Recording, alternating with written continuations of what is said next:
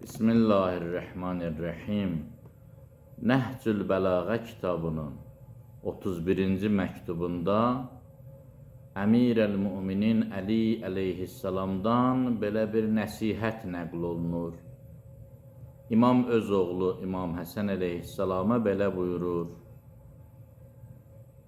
Əhyi qəlbəkə bil-məv'izə.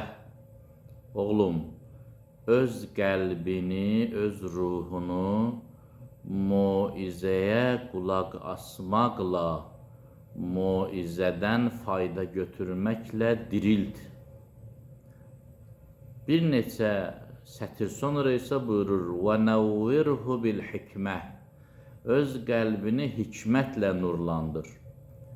Yəni, muizə yalnız elm əldə etmək üçün deyil, elm və hikmət başqa şəkildə əldə oluna bilər. Ona görə də bir neçə sətir sonra buyurur ki, və nəvvirhu bil-hikmə. Muizə qəlbi diriltmək üçündür, ruhu canlandırmaq üçündür.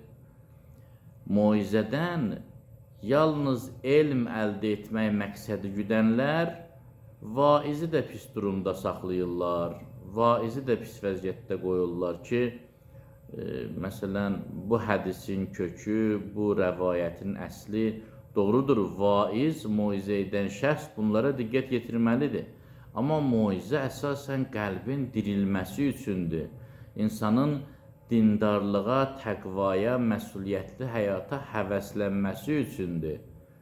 İnsan muizədən elm qazanmaq üçün yox, təqva qazanmaq üçün faydalanmalıdır. Allah'a əmanədə qalın.